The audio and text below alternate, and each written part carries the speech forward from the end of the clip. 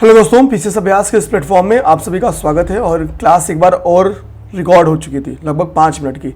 फिर अचानक पता चला कि अभी मैकबुक चार्जिंग में नहीं लगा है, तो क्लास बंद करके दोबारा रिकॉर्ड करना पड़ा। खैर कोई नहीं, ये तो चलता रहता है। अब देखेंगे कल ये क्वेश्चन हमने दे दिया था, मतलब इसके पहले जो मेरी क्लास थी उसमें ये क्वेश्चन मैंने दे दिया था। क्वेश्चन क्या था कि उत्तर प्रदेश के क्रांतिकारियों का भारतीय स्वतंत्रता संघर्ष में योगदान का मूल्यांकन करें। Evaluate the contribution of revolutionaries of Uttar Pradesh in the Indian freedom struggle. ये टर्म्स दिमाग में रखना। पहले मैं आपको बाउंड्री लाइन समझाता हूं, उसके पहले थोड़ा इंट्रो देता हूं जीएस 5 और 6 का। भैया 5वीं और 6वीं पेपर के लिए डेली बेसिस पे हम लोग काम कर रहे हैं, एक ही क्लास बना रहे हैं। क्लास 15 से 25 मिनट के बीच की रह रही है, ठीक। तो 15 से 25 मिनट तो मेंस पे दे ही सकते हो, तो क्लासेस कर लेना। और जो भी दोस्त पहली बार इस वीडियो को देख रहे हैं, अगर उन्हें लग रहा है कि वीडियो उनके काम का है, मुख्य परीक्षा के लिए में उनके काम आ सकती है, तो प्लीज वीडियो देख के केवल मत निकल जाना, चैनल को सब्सक्राइब भी कर लेना और वीडियो को लाइक भी कर लेना। कुछ सुझाव है तो बता भी देना। ये तो हो गई बात। दूसरी बात क्या है, हम लोगों ने एक और अच्छा काम ये किया है, आपको ये क्वेश्चन जैसे टेलीग्राम चैनल पे हमारे जुड़ोगे तो अगली जो मेरी क्लास होने वाली है 24 घंटे पहले उसके क्वेश्चंस आपके पास चले जाते हैं। आपको क्या करना था, उसका आंसर लिख के ग्रुप पे छोड़ देना होता है। अराउंड इस वक्त बताऊं लगभग 25 से 30 स्टूडेंट डेली बेसिस पे क्या कर रहे हैं, आंसर लिख के भेज रहे हैं। इनमें से प्रथम 5 कॉपी, पहली 5 कॉपी हम लोग क्या कर रहे हैं, चेक करके आपके पास उसी ग्रुप में सेंड कर रहे हैं। आप बोलोगे सर कौन सा ग्रुप है, तो ये आपकी स्क्रीन पे टेलीग्राम चैनल है पीसीएस अभ्यास नाम का, यहीं आपको भेजना है। पीसीएस अभ्यास से पहली बात तो जुड़ जाइए, वहां क्वेश्चंस मिलेंगे, उससे जुड़ जाइए। यहाँ पे पीटी के भी कई सारे इनिशिएटिव चल रहे हैं, जैसे क्विजेस वगैरह बहुत बेहतरीन तरीके से चल रही है, आप इससे जुड़ सकते हो, ठीक है। कुछ डाउट्स हो यहाँ पे जुड़ के आप हमसे पूछ सकते हो। पर्सनली यहाँ पे रमन सर और मैं मौजूद हूँ, तो कुछ भी डाउट है आप पूछ सकते हो। पूरा प्रयास रहेगा 5-6 घंटे के अंदर ही आपको रिप्लाई मिल जाए, और मिल जा रहा है, ठीक है। कुछ दिक्कत हो तो इस पे आप व्हाट्सएप कर लो, कोई जानकारी लेनी हो तो, ठीक है। अब हम लोग आते हैं अपने काम पे। ये कॉपी आपको चेक होके भी मिलती है। अब क्वेश्चंस देखो, मैंने कॉपी क्या देखी, क्रांतिकारी, ये क्वेश्चन क्या बोला कि भाई कि क्रांतिकारियों की भूमिका। 50% कॉपी ने क्या किया था, 50% आंसर में कंट्रीब्यूशन जो कर दिया था वो किसका कर दिया था, वो कर दिया था 1857 के रिवॉल्ट का, 1857 के रिवॉल्ट की पर्सनालिटीज उठा के। उसमें उन्होंने स्टार्ट किया था मंगल पांडे से, उनमें किसी को उन्होंने नहीं छोड़ा, चाहे वो बेगम हजरत महल हो, झांसी की रानी हो, नाना साहब हो, तात्या टोपे हो, सबको लिख डाले थे। भाई केवल एक एरिया पे आपने बिल्कुल अपने आंसर्स लिखे हैं, क्योंकि 1857 की क्रांति को प्रथम स्वतंत्रता संग्राम माना जाता है। कौन कहता है प्रथम स्वतंत्रता संग्राम, या पीटी का फैक्ट बन कहता है, आप बता सकते हो, ठीक है।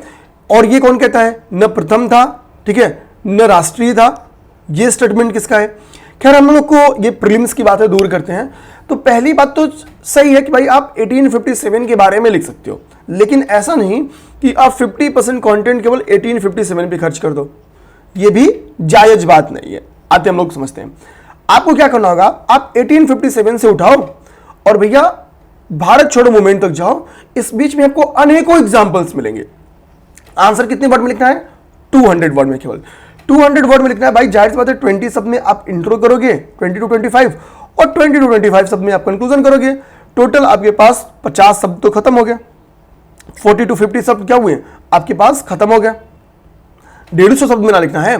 अब सोचो मेन बॉडी। अब मैं अच्छा इंट्रो में हमको पता है कि जो उत्तर प्रदेश में रिवॉल्व, ठीक है, जो क्रांतिकारी मूवमेंट देखने को मिले हैं वो इंस्टीट्यूशनल और पर्सनल, व्यक्तिगत स्तर पर और सांगठनिक स्तर पर, दोनों ही स्तर पर देखने को मिले हैं। सांगठनिक स्तर पर कई सारे आप देखोगे कि संगठन बन जाते हैं। एचआरए का नाम आप सुनते हो, ठीक है। कांग्रेस में ही आगे चलकर गरम दल के नेताओं का उद्भव हो जाता है, ठीक है। वो भी क्या है, कहीं ना कहीं क्रांतिकारी रिवॉल्यूशनरी जो मूवमेंट्स हैं उसको सहयोग देते हैं। इसी के लिए तो 1907 में कांग्रेस का डिवीजन भी हो जाता है, ठीक है। और फिर जुड़ाव कब होता है, तो 1916 में लखनऊ पैक्ट में, ठीक। लेकिन यहां पे क्रांतिकारियों की भूमिका पूछा है, इस बात को बहुत क्लियर रखना है। लेकिन आप समझो संगठनों से जुड़े जो लोग हैं, जैसे अब एचआरए से भगत सिंह का भी जुड़ा है, चंद्रशेखर आजाद का जुड़ा है। चंद्रशेखर आजाद ने एचआरए को बाद में एचएसआरए में कन्वर्ट किया था। तो यानी उत्तर प्रदेश का सांगठनिक और व्यक्तिगत स्तर, दोनों ही स्तर पर क्रांतिकारी आंदोलन से क्या है, जुड़ा रहा है, ठीक है। इंट्रो में इन बातों को कंक्लूज लिख दोगे। मेन बॉडी पे आएंगे तो पहला हेडिंग चलो आप ही लोग के हिसाब से मैंने डाल दिया है 1857। यहां मेरा मानना है 2-3 एग्जांपल्स डालो। बाकी लोगों ने क्या लिखा है, मंगल पांडे ने बिगुल बजाया, झांसी की रानी ने मतलब इन्होंने इनके बारे में कि भैया इनका नाम ये था, कई लोगों ने तो ये लिखा कि वाराणसी में इनका मतलब इनका जन्म हुआ था वगैरह वगैरह, इन्होंने ये विरोध किया, यहां पे विरोध किया। आप सोचो, मैं एकदम अलग बता रहा हूं आपको। क्रांतिकारी मूवमेंट का मतलब होता है आप अपने पे शासन करने वालों के विचार से या प्रतिक्रिया से आप उनके अगेंस्ट वर्क कर रहे हो। मंगल पांडे का सटीक एग्जांपल उठाओ, 34वीं नेटिव इन्फेंट्री से इनका संबंध था, नहीं भी लिखोगे तो काम चल जाएगा।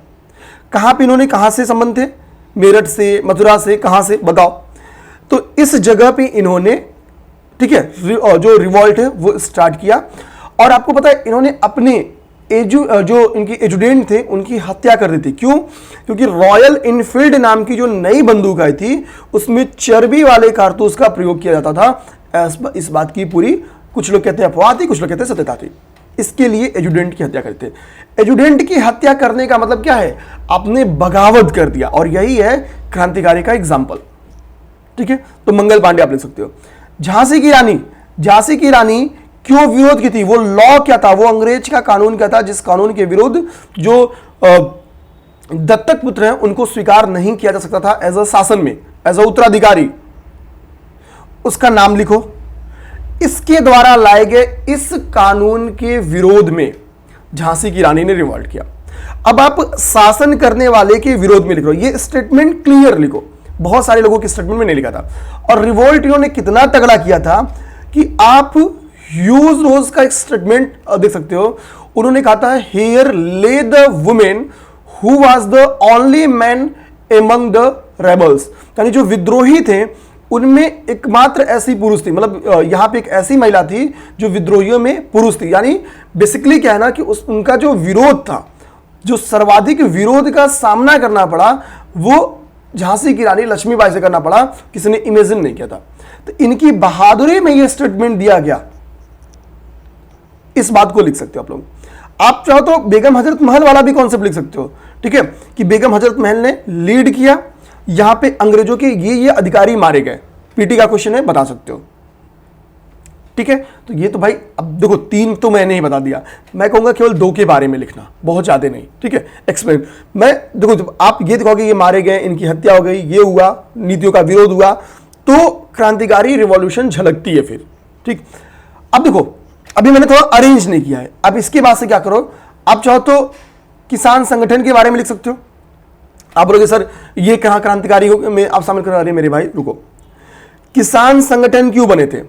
रूसी क्रांति जब होती है ना, उसके बाद से समाजवादी और साम्यवादी विचारधारा का प्रभाव आपको पूरे अर्थ पे देखने को मिलता है, खासतौर पे भारत में भी देखने को मिलता है। यानी और समाजवादी विचारधारा कहीं ना कहीं क्रांतिकारी विचारधारा से क्या थी, रिलेटेड थी। अब देखना इसमें क्या, ये किसको संरक्षण प्रदान करती है? तो लेबर ऑर्गेनाइजेशन और फार्मर्स, यानी जो किसान वर्ग है उनको संरक्षण प्रदान करती है। 1936 और 1918 में 2 ऑर्गेनाइजेशन बनते हैं, संयुक्त प्रांत किसान सभा, अखिल भारतीय किसान सभा, ऑल इंडिया किसान कांग्रेस और संयुक्त प्रांत किसान ऑर्गेनाइजेशन, या ठीक है जो भी कह लो। 1918 में संयुक्त प्रांत किसान सभा ने तो आपकी असहयोग आंदोलन यानी नॉन कॉपरेशन मूवमेंट में एक्टिवली पार्टिसिपेट किया था। ठीक है, ये जो अखिल भारतीय किसान कांग्रेस है, अब बताना इनमें से किसकी अध्यक्षता? ठीक है, एक बार जवाहरलाल नेहरू ने भी किया है, मतलब जवाहरलाल नेहरू का भी संबंध रहा है, बता सकते हो। अब देखो आपको बताना क्या है, ये क्या करेंगे भाई, किसानों के हित से संबंधित ही होंगे। हमको पता है इंग्लिश क्या करते थे, बहुत सारे टैक्सेशन लागू करते थे। ठीक है, जबरदस्ती प्रोडक्शन करवाते थे, ठीक से उनका जो उत्पादन शुल्क है वो भी उनको नहीं मिलता था। तो यानी ये क्या करेंगे, ये किसान संगठन क्या करेंगे, अंग्रेजों की जो एग्रीकल्चर पॉलिसीज हैं उनका विरोध करेंगे और किसानों के हित की बात उठाएंगे, चाहे वो हड़ताल करना हो, धरना प्रदर्शन करना हो, जो भी करना हो अंग्रेजों के खिलाफ ये करेंगे। तो किसान संगठनों की भूमिका है इसमें। अच्छी बात है कि आप इनके जो अध्यक्ष हैं, जिनके सचिव है, उनका नाम लिखना कि अखिल भारतीय किसान सभा का गठन 1918 में हुआ, इनकी अध्यक्षता में ये सचिव थे। ठीक है, अंग्रेजों की जो कृषि विरोधी नीतियां थी उसके विरोध में इन्होंने हड़ताल, धरना प्रदर्शन आदि किया गया। तो ये दोनों का संबंध कहां से है, आपकी उत्तर प्रदेश से। अब बहुत बेहतरीन फॉर्मेट में लिख सकते हो। यहां पे एचआरए और एचएसआरए दोनों हेडिंग मैंने डाल दिया है। अब बोलो, आपको पता है कानपुर में क्या होता है, एचआरए का गठन होता है, और ऐसा माना जाता है कि जब एचआरए का गठन होता है यहीं से क्रांतिकारी आंदोलन रिवॉल्यूशनरी मूवमेंट स्टार्ट हो जाता है। किसने गठन किया, उन पर्सनालिटीज का नाम जरूर लिखना कानपुर में। मैं ये जानबूझ के छोड़ रहा हूं क्योंकि प्री का ये फैक्ट है और ये प्रीलिम्स के फैक्ट में आया हुआ है। आपको अगर इसके बारे में जानना होगा तो मॉडर्न इंडिया में जाओगे तो किसान सभा एवं किसान आंदोलन एक टॉपिक है, वहां से देख लेना, मिल जाएगा। इसके बारे में अगर आपको लगता है सर हमको नहीं पता, बता दो, तो बताऊंगा नहीं। प्री है भाई सामने, आपको बता देता हूं कहां मिल जाएगा। इजिली कुछ नहीं पलटोगे, केवल घटना चक्र पलट लेना। आप जाना कहां पे, सविनय अवज्ञा आंदोलन के पहले, जस्ट पहले आपको एचआरए और एचएसआरए मिल जाएगा। ठीक है, ये टॉपिक आपको वहां मिल जाएगा क्योंकि जैसे असहयोग आंदोलन वापस होता है तुरंत क्रांतिकारी मूवमेंट स्टार्ट हो जाता है। वो पूरे दौरान आपको क्रांतिकारी मूवमेंट ही देखने को मिलेगा बस। ठीक है, और इसी एचआरए का संबंध बाद में एचएसआरए से हो जाता है, फिरोज शाह कोटला मैदान में सोशलिस्ट टर्म इसमें बस लग जाता है। किसने लीड किया, चंद्रशेखर आजाद ने, और इनके साथ कई सारे पर्सनालिटीज है। चंद्रशेखर आजाद का संबंध हमको पता है अल्फ्रेड पार्क से तो है ही है। अंग्रेजों का सामना करते हुए इन्होंने अपनी जान गंवा दी, मतलब खुद को सूट इन्होंने मार लिया। एकमात्र ऐसे क्रांतिकारी माने जाते हैं जिन्होंने खुद को गोली मार ली ताकि अंग्रेजों के हाथ ना लगे। पूरी चीज यहां पे समझा सकते हो आप लोग। सोचो आप क्या करते, केवल चंद्रशेखर आजाद हेडिंग देते, ठीक है, ये आप इंडिविजुअली हेडिंग दे के काम करते ना, पर्सनालिटी, आप इससे रिलेट करा के लिखोगे तो अगले से आपका आंसर बहुत अलग बनेगा और बहुत ही बेहतरीन बनेगा। क्योंकि 1857 के रिवॉल्ट के फेल होने का कारण क्या था, इंडिविजुअल रिवॉल्यूशनरिस्ट थे, ऑर्गेनाइजेशन नहीं था, संगठन नहीं था। यहां पे संगठन भी है और संगठन के साथ जुड़े लोग भी हैं। ठीक है, समानांतर सरकार हेडिंग डालना। यहां पे किसको लिख दोगे भैया, 1942 में 1942 में जब क्विट इंडिया मूवमेंट चल रहा है, क्विट इंडिया मूवमेंट यानी भारत छोड़ो आंदोलन चल रहा है, तो चित्तू पांडे, जिसको बलिया का बाघ भी कहा जाता था, चित्तू पांडे यहां पे रिवॉल्ट करेंगे और यहां पे पैरेलल गवर्नमेंट बना देंगे। इससे बड़ा क्रांतिकारी मूवमेंट का क्या एग्जांपल है? ठीक, लिख देना। अब बाकी मिदनापुर इन सबका एग्जांपल मत लिखना आप लोग, यही केवल एक एग्जांपल लिखिए, यहां पे आप लोग छोड़ सकते हो। आपको लगे नहीं सर मुझे कुछ और भी लिखना है, 1924 में कानपुर षड्यंत्र मुकदमा और मेरठ षड्यंत्र मुकदमा लिखना। बोलोगे सर ये कौन सी बात है, बताता हूं। कानपुर षड्यंत्र मुकदमा पीटी में क्वेश्चन बन गया है, एमएन रॉय, श्रीपाद अमृत डांगे, मुजफ्फर अहमद, शौकत उस्मानी, इन लोग के खिलाफ चला था। मेरठ षड्यंत्र मुकदमा जो अंडरलाइन किया हूं, श्रीपाद अमृत डांगे, मुजफ्फर अहमद, शौकत उस्मानी के अगेंस्ट चला था। जो मेरठ षड्यंत्र मुकदमा था, सोचो इसको इंटरनेशनली,